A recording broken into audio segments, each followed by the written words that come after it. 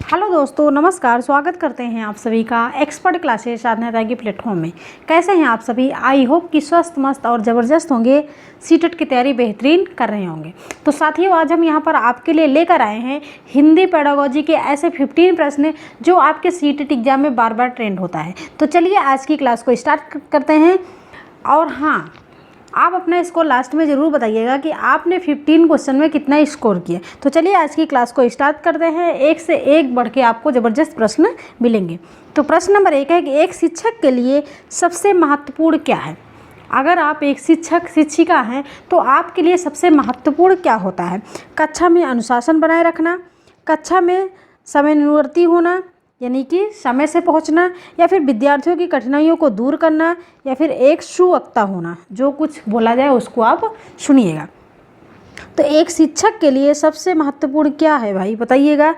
तो विद्यार्थियों की कठिनाइयों को दूर करना, यहाँ पर सी ऑप्शन सही हो जाता है कि विद्यार्थियों की कठिनाइयों को दूर करना। अगर कोई बच्चा परेशान है, किसी बच्चे की कोई परेशानी है, कोई कठिनाई है, तो आप एक शिक्षक होने के नाते आपका कर्तव्य होता है कि आप उनकी कठिनाइयों को जानिए और उसको दूर करिए। ठीक है, तो इसलिए यहाँ पर सी ऑप्शन सही हो जाता है।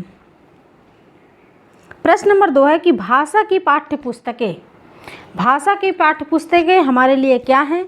भाषा सीखने का एकमात्र संस्थान है, अभ्यास परक होनी चाहिए, साधन है, या फिर साध्य है।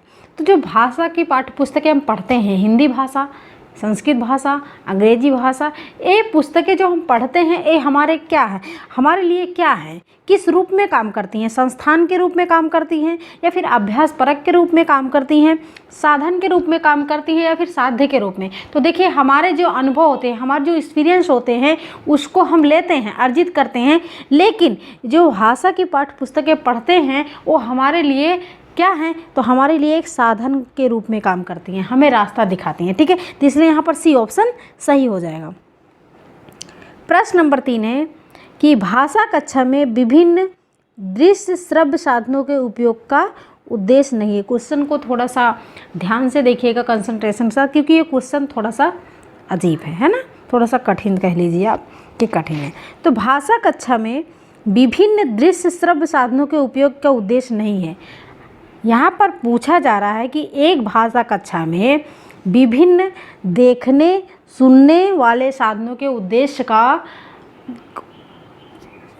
नहीं है, यानी कि यहाँ पर ऐसा कौन सा ऑप्शन है जिसमें देखने और सुनने के साधनों का उपयोग नहीं दिया गया है?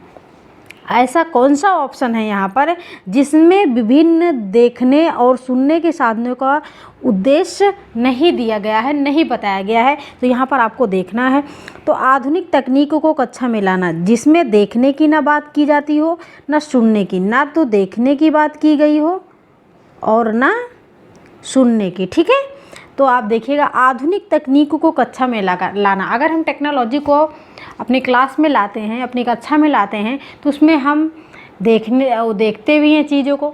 वो चाहे आप प्रोजेक्ट ले लीजिए या फिर टीवी ले लीजिए, कुछ भी ले लीजिए, जो भी हम टेक्नोलॉजी को अगर हम कक्षा में लाएंगे तो उसमें देखने और सुनने की बात आएगी। ठीक है, ये ऑप्शन तो भाई कट जाता है, क्योंकि ये हमारा पॉजिटिव है। हमें चाहिए क्या? निगेटिव, कि ऐसा कौन सा है जिसमें देखने और सुनने की बात नहीं की गई है। बी ऑप्शन है सभी प्रकार के बच्चों की आवश्यकताओं का ध्यान रखना। अगर हम सभी प्रकार के बच्चों की आवश्यकताओं को ध्यान रखेंगे तो कुछ बच्चे क्या होते हैं, सामान्य होते हैं, और कुछ बच्चे क्या होते हैं, विशिष्ट होते हैं।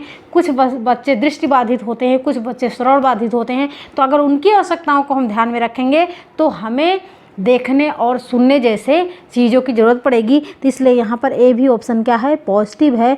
हमें चाहिए क्या? निगेटिव। क्लियर। सीखने सिखाने की प्रक्रिया को रुचिकर बनाना। अगर हम कक्षा को रुचिकर बनाना चाहते हैं कि बच्चा बेहतर ढंग से सीखे, तो उसमें हम चीज़ें क्या करेंगे, दिखाने की कोशिश करेंगे। जब दिखाएंगे तो बच्चे उसको क्या करते हैं, जल्दी से अपने माइंड में सेट कर लेते हैं। तो इसलिए ए भी क्या हो जाएगा, पॉजिटिव है। विद्यालय प्रमुख के निर्देशों का पालन करने, निर्देश शब्द कैसा है, ये हमेशा जो है निगेटिव में आता है, लेकिन कि विद्यालय प्रमुख के निर्देशों का पालन करना है, ये आपका क्या हो जाएगा, निगेटिव। कि इसमें ना तो देखने की बात की गई है ना तो सुनने की बात की गई है, बात किसकी की गई है कि निर्देशों का पालन करना। ठीक है, तो इसलिए यहाँ पर डी ऑप्शन आपका सही हो जाता है। क्वेश्चन थोड़ा सा आड़ा टेढ़ा था लेकिन मस्त था, तो इसलिए यहाँ पर डी ऑप्शन सही हो जाएगा। प्रश्न नंबर 4 है कि व्याकरण है। व्याकरण क्या है, व्याकरण को क्यों पढ़ते हैं, ग्रामर क्या है भाई बताइएगा। तो भाषा का कठिन तत्व है, भाषा का सरल तत्व है, भाषा का सामान्य तत्व है, या फिर भाषा का आत्म तत्व है। ठीक है, तो व्याकरण क्या होता है कि भाषा का आत्मा कहा जाता है, व्याकरण को भाषा का आत्मा कहा जाता है। व्याकरण के माध्यम से हम सारी चीज़ें, लिखित भाषा, मौखिक भाषा, ये सारी चीज़ें सीखते हैं, तो इसलिए व्याकरण को भाषा का आत्मा कहा जाता है। डी ऑप्शन सही हो जाएगा। सीटेट में आपके प्राइमरी लेवल में प्रश्न ऐसे ही आता है। जी हाँ, लाइव क्लास आपकी चलती है 8 बजे 8 PM। प्रश्न नंबर 5 है कि व्याकरण शिक्षण के संदर्भ में आपका बल किस बिंदु पर होगा। अगर आप एक व्याकरण शिक्षण के शिक्षक हैं तो आपका जो बिंदु होगा वो किस पर होगा, व्याकरणिक नियमों की सैद्धांतिक विवेचना पर, व्याकरणिक कोटियों की पहचान पर, व्याकरण के व्यवहारिक पक्ष पर, या फिर व्याकरण नियमों को कंठस्थ करने पर।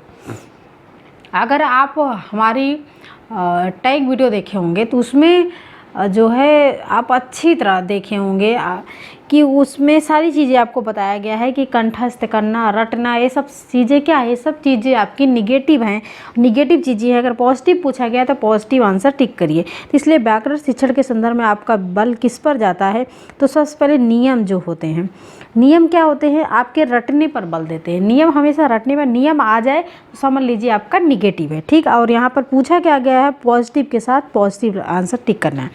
और व्याकरण कोटियों की पहचान पर, कुछ लोगों का आंसर यहाँ पर भी आ रहा है कि व्याकरण कोटियों की पहचान पर। व्याकरण कोटियाँ क्या होती हैं कि जिसमें बच्चे को लिंग, वचन, कारक, काल, ये सब चीज़ें आप याद कराइए। तो बताइए भाई, बच्चा क्या है, 1 से 5 का बच्चा क्या होता है, छोटा होता है कि नहीं।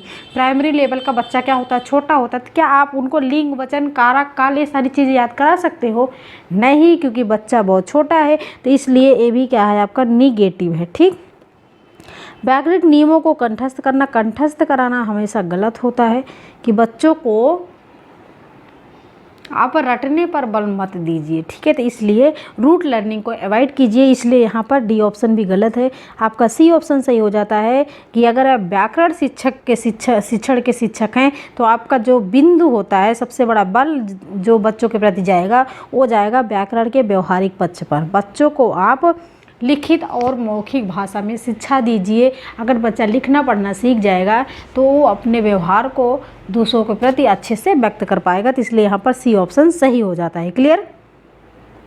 प्रश्न नंबर 6 है कि छात्र व्याकरण के माध्यम से करना सीखते हैं। छात्र व्याकरण के माध्यम से क्या करना सीखते हैं, ध्वनियों का शुद्ध उच्चारण, बिल्कुल सही, विराम चिन्हों का शुद्ध प्रयोग, भाषा का लिखित एवं मौखिक रूप से शुद्ध प्रयोग, ध्वनियों में सूक्ष्म अंतर। तो देखिए 1 से 5 की बात की जा रही है, बच्चा क्या है, बहुत छोटा है। जब 1 से 5 की बात की जाए, क्योंकि प्राइमरी लेवल की शिक्षा 1 से 5 की बात की जा रही है, तो ध्वनियों का शुद्ध उच्चारण हो सकता है बच्चा ना कर पाए, विराम चिन्हों का शुद्ध प्रयोग हो सकता है ना सीख पाए। लेकिन छात्र व्याकरण के माध्यम से करना क्या सीखते हैं, तो सबसे पहले भाषा का लिखित एवं मौखिक रूप से शुद्ध प्रयोग करना सीख जाएंगे, तो उसमें ध्वनियों का शुद्ध उच्चारण भी आ जाएगा और विराम चिन्हों का शुद्ध प्रयोग भी आ जाएगा, ध्वनियों में सूक्ष्म अंतर भी आ जाएगा। इसलिए बच्चों को जो सबसे ज़्यादा ज़रूरी है वो भाषा का लिखित एवं मौखिक रूप से शुद्ध प्रयोग करना सिखाइए। ठीक, तो इसलिए यहाँ पर सी ऑप्शन सही हो जाएगा। तो दोस्तों, ये वीडियो कैसी लग रही है, अगर अच्छी लग रही है तो वीडियो को लाइक कर दीजिए और अपने फ्रेंड्स में शेयर कर दीजिए। प्रश्न नंबर 7 है कि भाषा की शिक्षिका होने के नाते व्याकरण पढ़ाते हुए आपका उद्देश्य होगा।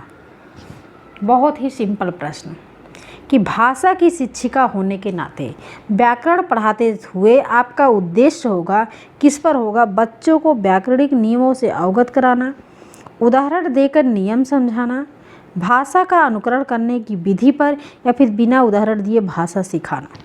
बताइए भाई, सबसे आसान है, ये तो सारे बच्चे कर सकते हैं, सबसे आसान है। इसका आंसर आप बताइए, इसका आंसर दीजिए आप कि इसका आंसर क्या होगा।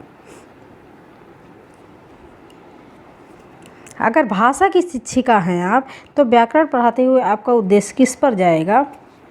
बच्चों को व्याकरणिक नियमों से होगा। हमने कहा नियम गलत होता है, ठीक है।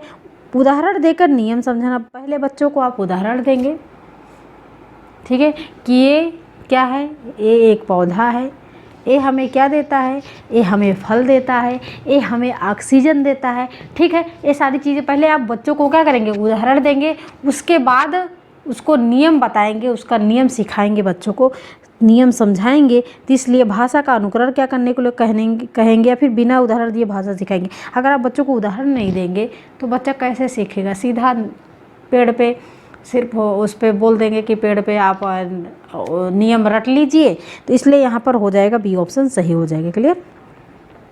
प्रश्न नंबर 8 है कि व्याकरण शिक्षण की आगमन विधि की विशेषता है। आगमन विधि क्या होती है भाई? पहले नियम की तरह चलती है, पहले नियम का विश्लेषण करना, पहले मनोरंजन गतिविधियों कराना, या फिर पहले उदाहरण प्रस्तुत करना। तो जो आगमन विधि होती है, पहले उदाहरण से नियम की तरफ आगमन विधि, और निगमन विधि नियम से उदाहरण की तरफ, ठीक है। प्रश्न नंबर 9 है गृहकार्य के बारे में कौन सा कथन उचित है? गृहकार्य हम बच्चों को क्यों देते हैं? गृहकार्य देना अति आवश्यक है, या फिर गृहकार्य अभिभावकों को व्यस्त रखने का उत्तम साधन है? बच्चों की क्षमताओं स्तर के अनुसार गृहकार्य दिया जाना चाहिए। गृहकार्य कक्षा में किए गए कार्य का अभ्यास मात्र है। हमने कहा मात्र आ जाए, केवल आ जाए, ठीक है, ही आ जाए, जिस पे जोर दिया जाए, तो समझ लीजिए क्या है वो आपका निगेटिव पॉइंट है कि गृहकार्य कक्षा में किए गए कार्य का अभ्यास मात्र है, मतलब गलत है, ठीक। तो गृहकार्य बच्चों को क्यों दिया जाता है? इतना आवश्यक तो नहीं है, इसलिए ये भी ऑप्शन गया। गृहकार्य बच्चों को दिया जाता है, तो यहाँ पे अभिभावक को व्यस्त करने का कोई कारण नहीं है ना, सी ऑप्शन सही हो जाएगा। गृहकार्य देना उचित है, लेकिन गृहकार्य कैसा होना चाहिए? बच्चों की क्षमताओं के अनुसार, बच्चों के स्तर के अनुसार गृहकार्य देना चाहिए कि बच्चे की क्या क्षमता है, क्या बच्चे गृहकार्य कर सकते हैं। अगर फर्स्ट के बच्चे हैं तो उनको फर्स्ट का गृहकार्य दीजिए, ना कि सेकंड का गृहकार्य दीजिए, ठीक है। जो कर सकते हैं, जो इनकी जितनी क्षमता होती है, उसके अनुरूप आप बच्चों को गृहकार्य दीजिए। इसलिए यहाँ पर सी ऑप्शन सही हो जाएगा। प्रश्न नंबर 10 की तरफ चलते हैं कि पाठचर्या सहगामी क्रियाएं हम करवाते हैं, जिसमें गीत आता है, वाद विवाद आता है, संवाद आता है, अंताक्षरी आती है, भाषण आता है, वाद विवाद आता है, आदि में सहायक है। किस में सहायक है? यानी कि पाठचर्या सहगामी क्रियाएं हम क्यों कराते हैं? भाषा और साहित्य को समझने में। ये सारी चीज़ जो हम गीत करवाते हैं, संवाद करवाते हैं, अंताक्षरी करवाते हैं, भाषण करवाते हैं, वाद विवाद कराते हैं, ये सारी चीज़ें किस में सहायक है? हम इसको क्यों करवाते हैं? तो भाषा और साहित्य को समझने में, अधिक अंक प्राप्त करने। जब भी ग्रेड लेवल की शिक्षा की बात की जाए, वो चाहे ए ग्रेड हो, बी ग्रेड हो, जब भी अंक की बात की जाए, ठीक है, अंक पत्र की बात की जाए, तुरंत उसको आप काट दीजिए, क्योंकि शिक्षा जो है वो ग्रेड लेवल पे नहीं दी जानी चाहिए। समय और श्रम की बचत पर गलत। शिक्षक के कार्यभार को कम करना, गलत। ये विकल्प सही हो जाएगा। भाषा और साहित्य को समझने के लिए हम ये सारी चीज़ें कराते हैं। हम बच्चों को कहानी क्यों कराते हैं? जिससे वो साहित्य को अच्छे से समझ सकें, क्योंकि बच्चे क्या होते हैं, बहुत छोटे होते हैं। जो चीज़ें आप उनको जो है गीत, संवाद और अंताक्षरी, ये इन सब खेल में बच्चे जल्दी सीख जाते हैं, इसलिए ये सारी चीज़ें ज़रूरी होती है। प्रश्न नंबर 11 है कि पाठ में दिए गए चित्रों का क्या उद्देश्य होता है? छोटी क्लास में आप देखते हैं हमेशा जो है फ्रंट पेज पे आपको लेसन के साथ साथ चित्र भी देखने को मिलते हैं। वो चित्र क्यों दिए जाते हैं? क्या आपने कभी सोचा कि वो चित्र क्यों दिए जाते हैं? जैसे जैसे क्लासें बढ़ती है, आप 10 में जाएंगे, 11, 12 में जाएंगे, वैसे धीरे धीरे चित्र क्या हो जाते हैं, समाप्त हो जाते हैं, क्योंकि जो आपकी समझने की जो क्षमता होती है वो बढ़ जाती है। और छोटे बच्चे क्या होते हैं कि छोटे बच्चे थोड़ा जिज्ञासु टाइप के होते हैं, इसलिए चित्र दिए जाते हैं, और थोड़ा बच्चे छोटे होते हैं।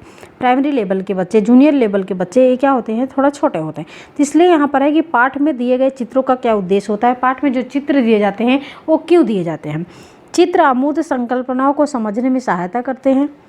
चित्रों से पाठ पुस्तक आकर्षक बनती है, इसलिए दिए जाते हैं। चित्र पाठ की शोभा बढ़ाते हैं या फिर इसलिए दिए जाते हैं, और या फिर पाठ पुस्तक में चित्र देने का प्रचलन है। बताइए भाई, जल्दी से आंसर कीजिए आप कि पाठ में चित्र देने का क्या उद्देश्य होता है। तो यहाँ पर हो जाएगा ए ऑप्शन सही हो जाएगा। क्यों सही हो जाएगा? अगर एक आपने कौवे की कहानी पढ़ी है, कौवे जिसमें वो पानी के लिए मटके में कंकड़ डालता है और पानी ऊपर आता है और पीता है ना। तो बच्चे जो चित्र के माध्यम से समझ जाते हैं कि इसके आगे क्या होने जाना है, क्योंकि जो चीज़ें उनको दिखाई नहीं देती है उसको वो कल्पना कर लेते हैं कि इसके आगे क्या होना है, इसकी एक कहानी कैसी है। ठीक है, तो इसलिए चित्र जो होते हैं वो अमूर्त संकल्पनाओं को समझने में सहायता करते हैं। आप उस पाठ को छोड़ दीजिए, मत पढ़ाइए, लेकिन बच्चा समझ जाएगा कि इसमें क्या होगा। हो सकता है कि पूरा ना समझ पाए, लेकिन थोड़ा बहुत समझ जाएगा। चित्र के माध्यम से वो कल्पना कर लेगा कि क्या कैसे इसमें है, किस एक कहानी कैसी है। तो इसलिए यहाँ पर ए ऑप्शन सही हो जाएगा। प्रश्न नंबर 12 है कि भाषा की पाठ्यपुस्तक में ऐसे पाठ रखे जाएं जो केवल व्याकरणिक नियमों का ही अभ्यास कराते हों, अत्यंत छोटे हों, सरल भाषा में हो, बच्चों के परिवेश से जुड़े हों। नियम हमेशा गलत होता है, छोटा बड़ा कुछ नहीं होता। अगर छोटा बड़ा की बात की जाए कि ये बड़ा आंसर है, छोटा आंसर है, सरल और कठिन की बात की जाए तुरंत आप इसको काट दीजिए, मतलब गलत है ये।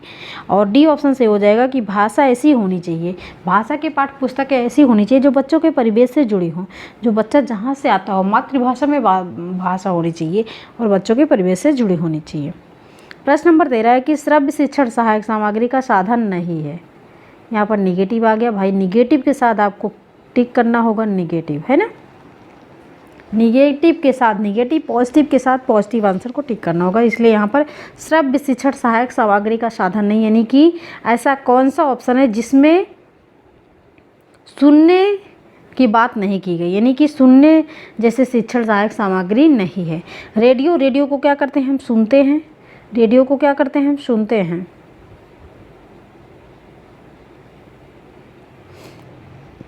टेलीफोन को क्या करते हैं, ये भी सुनते हैं। ग्रामोफोन को भी सुनते हैं, ठीक है। लेकिन ये जो भ्रमण है, भ्रमण का मतलब क्या होता है, फील्ड ट्रिप, इसको क्या करते हैं हम सुनते हैं, इसको हम देखते हैं। तो यही हमारा सही हो जाएगा, क्योंकि ए, सी और डी तो सुनने जैसे श्रव्य शिक्षण सहायक सामग्री है, लेकिन ये बी ऑप्शन भ्रमण क्या है, ये दृश्य शिक्षण सहायक सामग्री है, इसलिए यहाँ पर बी ऑप्शन सही हो जाएगा। प्रश्न नंबर 14 है कि शिक्षण सहायक सामग्री के लाभ हैं। शिक्षण सहायक सामग्री के लाभ हैं, शिक्षण सहायक सामग्री का प्रयोग क्यों करते हैं। हम कोई लेसन प्लान बनाते थे और उसके साथ साथ शिक्षण सहायक सामग्री भी लगाते थे। क्यों लगाते थे? इससे पाठ अधिक सरल, रोचक तथा मनोरंजन बन जाता है। इसके प्रयोग से बालकों में पाठ के प्रति रुचि का विकास होता है। इसके प्रयोग से शिक्षण में कुशलता आती है। उपयुक्त सभी, बिल्कुल सही, उपयुक्त सभी। हम पाठ के साथ साथ शिक्षण सहायक लेसन प्लान के साथ साथ हम शिक्षण सहायक सामग्री का भी प्रयोग करते थे, जिससे हमारी पाठ जो है सरल हो, रोचक बने और मनोरंजक बने।